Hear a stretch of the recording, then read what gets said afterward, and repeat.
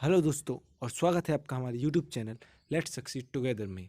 तो दोस्तों आज का टॉपिक है सोर्सेज ऑफ इंडियन कॉन्स्टिट्यूशन।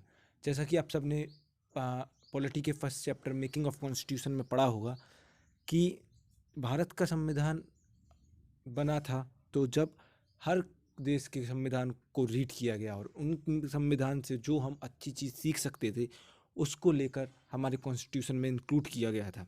तो आइए इसके बारे में हम जानते हैं कि किस देश ने से हमें क्या क्या मिला है, क्योंकि पेपर में यह आजकल बहुत पूछा जा रहा है और आगे भी पूछा जाएगा। तो चलिए स्टार्ट करते हैं।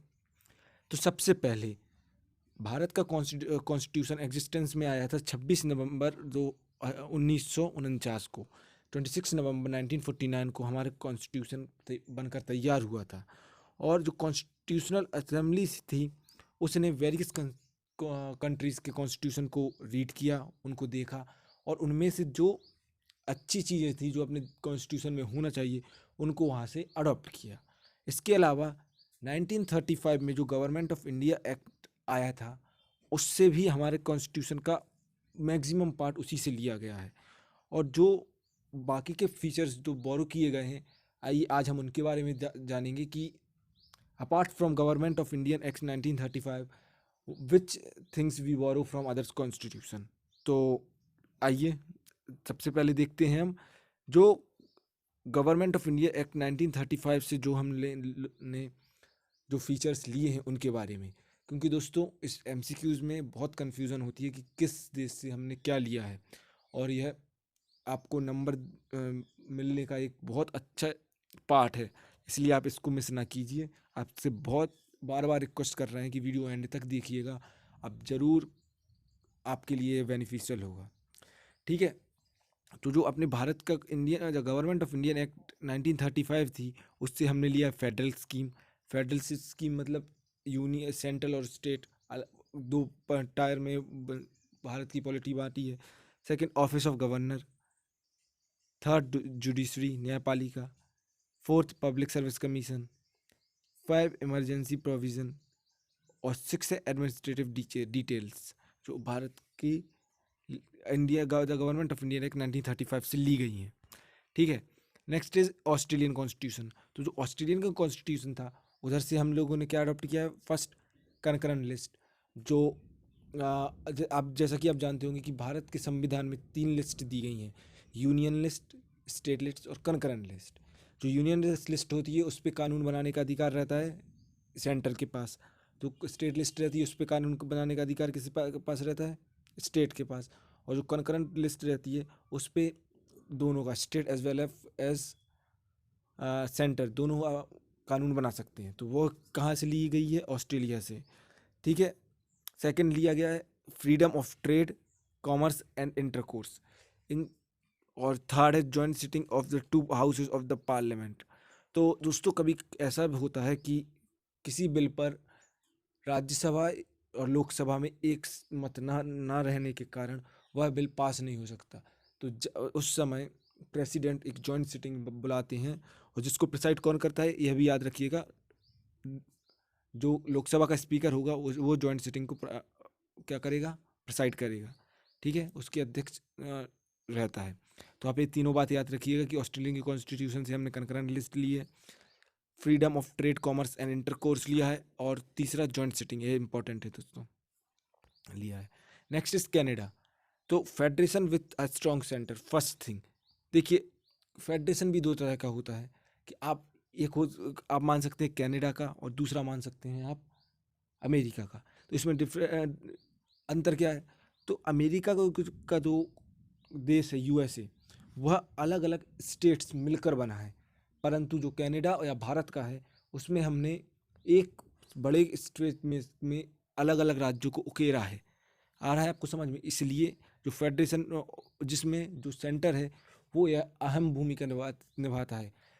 जो सेंटर स्टेट्स की बाउंड्री चेंज कर सकता है पर स्टेट्स अपने आप से कोई भी बाउंड्री चेंज नहीं कर सकते। तो जो फेडरेशन विद स्ट्रॉन्ग सेंटर कहाँ से लिया, अपने कनाडा से। सेकंड, रेसिड्यू पावर जो भी है वो सेंट्रल को दी गई हैं, स्टेट को नहीं दी गई। ये भी कनाडा के कॉन्स्टिट्यूशन में था। Second, appointment of the governor by the centre. जो गवर्नर की पोस्ट है हर राज्य में उसको अपॉइंट कौन करता है? प्रेसिडेंट। पर प्रेसिडेंट करता है सेंट्रल से राय मशवरा लेकर। और third is advisory जुडिक्शन of the supreme court. Supreme court के जज प्रेसिडेंट से एडवाइस ले सकती है, प्रेसिडेंट सुप्रीम कोर्ट के चीफ जस्टिस से एडवाइस ले सकता है। तो यह भी कनाडा से लिया गया है। Next is Ireland. तो दोस्तों आयरलैंड का बहुत बार आया है, जैसे DPSP directive principle of state policy, यह part 4 of the Indian constitution है। यह हमने लिया गया है आयरलैंड से। Nomination of member of Rajya Sabha, Rajya Sabha के मेंबरों को कैसे निर्वाचित किए करें, इसका भी जो कॉन्स्टिट्यूशन में जो विधि दी गई है वह हमने आयरलैंड की कॉन्स्टिट्यूशन से बोरो की है। और थर्ड है method of election of parliament, राष्ट्रपति के निर्वाचन के कैसे किया जाता है, वो हमने भी आयरलैंड से लिया है। ठीक है। Next is Japan. तो प्रोसीजर स्टैब्लिश्ड बाय लॉ, कानून द्वारा जो प्रोसीजर स्टैब्लिश्ड हुआ है उसके बारे में जो भी दिशा निर्देश या फिर आर्टिकल्स दिए गए हैं वो हमने जापान से बोरो किए हैं। Next is Soviet union. Soviet union जो अभी रसिया है, उससे हमने fundamental duties article 40 amendment, sorry माफ़ कीजिएगा, कॉन्स्टिट्यूशन अमेंडमेंट 42 इन 1976 जो हुआ था, उसमें भारत के संविधान में फंडामेंटल ड्यूटीज़ आर्टिकल 51A, आप ये बात भी लिखते जाइए या फिर याद रखिएगा, में जोड़ा गया था, वह रसिया से लिया गया था। इसके अलावा दूसरी चीज़ ली गई थी आइडियल्स ऑफ जस्टिस, जो सोशल इकोनॉमिक और पॉलिटिकल न्याय के बारे में जो प्रीएम्बल में आइडिया दिया गया है, वो भी हमने रसिया USSR या ऑप्शन में अगर सोवियत यूनियन USSR आए तो वो उस पर टिक लगाइएगा, या फिर रसिया है तो रसिया। ठीक है। Next United kingdom. जैसा कि आप जानते हैं कि अंग्रेज़ों ने या यूनाइटेड ब्रिटेन वालों ने हम पे बहुत राज किया है, परंतु उनके संविधान से हमने बहुत सारी चीज़ें अपने संविधान में ली हैं, क्योंकि वो डायरेक्ट इफेक्ट पड़ना ही था। First is parliamentary government. Bharat में पार्लियामेंट्री गवर्नमेंट है, जिसमें जो पार्लियामेंट द्वारा चलाई जाती है, जिसमें राज्यसभा, लोकसभा और प्रेसिडेंट से मिलकर पार्लियामेंट बनती है। रूल ऑफ लॉ, कानून का राज रहेगा भारत में। ठीक है। Legislative procedures, single citizenship. देखिए जैसे अमेरिका हो गया, तो अमेरिका में डबल सिटीजनशिप रहती है, एक जो स्टेट होता है वो उसकी होती है और एक USA की कंप्लीट होती है। ठीक है। परंतु यूनाइटेड किंगडम या फिर भारत में ऐसा नहीं है, वहाँ सिटीजनशिप सिंगल रहेगी। कि तुम ऐसा नहीं होगा कि कोई व्यक्ति महाराष्ट्र का है तो बोलेंगे इसको महाराष्ट्र की सिटीजनशिप दो, एवं उसको इंडिया की सिटीजनशिप दो। सब भारत के नागरिक होंगे और एक ही उनकी सिटीजनशिप होगी। नेक्स्ट इज कैबिनेट सिस्टम, मंत्रिमंडल, जो मंत्रिमंडल बनाया जाता है वह भी हमने यूनाइटेड किंगडम से लिया है। ठीक है। हाँ, प्रोगेटिव राइट्स, माफ़ कीजिएगा, जो आर्टिकल 32 और 226 के द्वारा सुप्रीम कोर्ट एवं हाई कोर्ट ने रिट्स दी गई हैं, वह भी हमें यूनाइटेड किंगडम्स के कॉन्स्टिट्यूशन से लिया गया है। दोस्तों आपको पता है कि इंडिया यूनाइटेड किंगडम का कॉन्स्टिट्यूशन कोई रिटन कॉन्स्टिट्यूशन नहीं है, और सबसे छोटा कॉन्स्टिट्यूशन अमेरिका का कॉन्स्टिट्यूशन है, आप यह बात भी याद रखिएगा।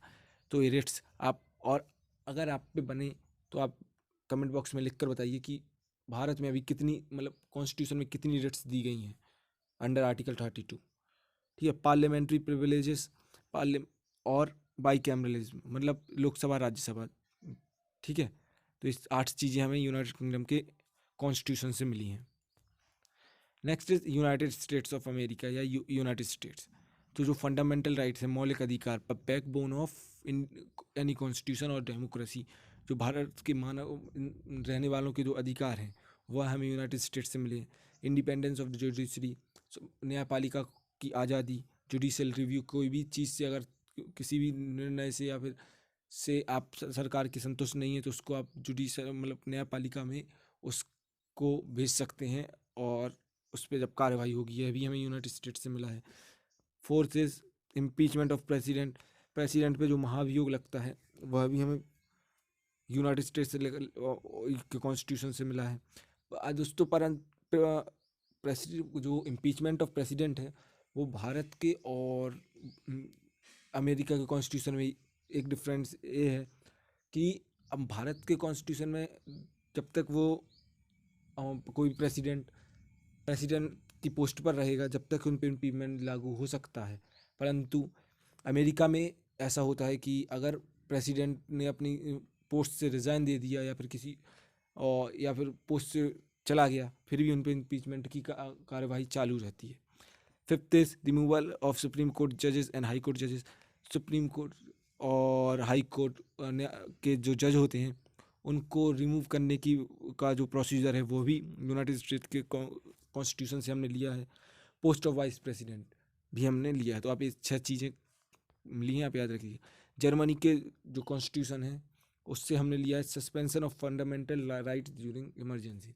इमरजेंसी के दौरान भारत में कई भारत के व्यक्तियों के मौलिक अधिकार को सस्पेंड किया जा सकता है, जैसे राइट टू इक्वालिटी हो गया, या मन से यहाँ हो वहाँ नहीं घूम सकते। तो ये हमने लिया है जर्मनी के कॉन्स्टिट्यूशन से, ठीक है। Next is south Africa. तो साउथ अफ्रीका के कॉन्स्टिट्यूशन से हमने सबसे पहली चीज़ ली है procedure of amendment in Indian constitution. Article 368 कि भारत के संविधान को हम कैसे अमेंड कर सकते हैं, संशोधित कर सकते हैं, उसका जो प्रोसीजर है वो हमने साउथ अफ्रीका के कॉन्स्टिट्यूशन से लिया है। Election of members of Rajya Sabha के जो मेंबर्स हैं उनका इलेक्शन कैसे किया जाए वह भी हमने साउथ अफ्रीका के कॉन्स्टिट्यूशन से लिया है, ठीक है। Next is France.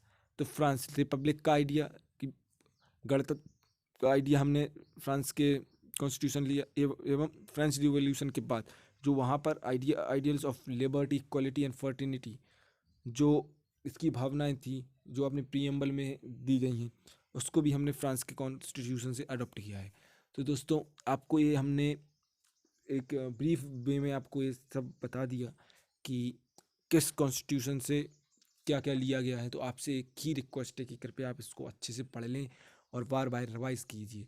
और अगर आपको इसकी PDF चाहिए हो तो हमारे जो ग्रुप है उसको ज्वाइन कर लीजिए और इधर कमेंट कर दीजिएगा, तो हम आपको पर्सनली उसको व्हाट्सएप कर देंगे या फिर मेल कर देंगे। तो आपसे रिक्वेस्ट है, अगर आपको ये वीडियो अच्छी लगी हो तो कृपया प्लीज़ आप हम लोगों को सपोर्ट कीजिए और चैनल को सब्सक्राइब कर लीजिए, एवं अपने दोस्तों के साथ भी शेयर कीजिएगा, और लाइक अगर आपको इन्फॉर्मेशन मिली हो तो कर दीजिएगा। Thank you, keep watching, keep learning, bye bye. जल्दी हम आपसे वापस मिलेंगे एक नए टॉपिक के साथ।